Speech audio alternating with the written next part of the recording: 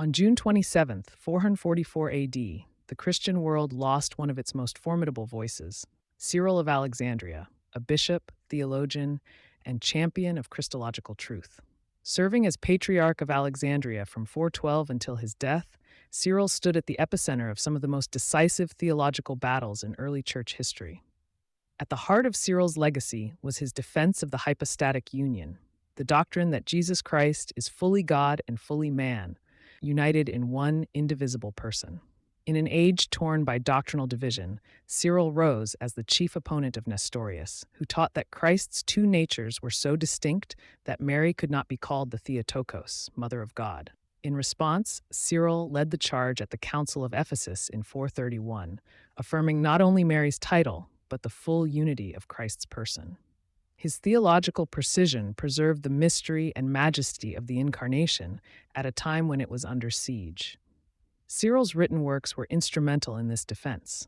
His third letter to Nestorius, officially adopted by the Church, laid out a precise Christology that would shape councils for decades. His 12 anathemas articulated the errors of Nestorianism with bold clarity, while his treatise on the unity of Christ offered a theological explanation of how the divine and human natures of Christ are united.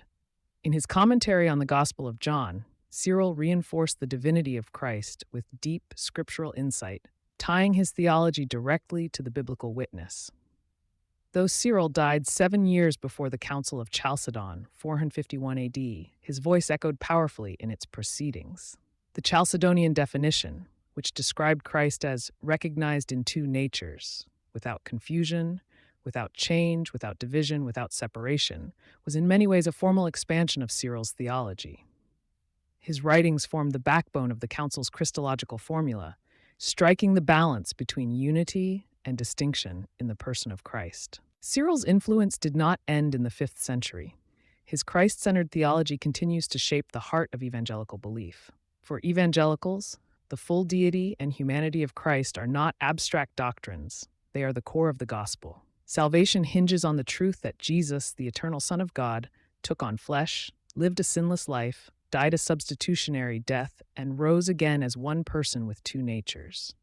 This truth, defended so fiercely by Cyril, remains the foundation of evangelical preaching, worship, and mission.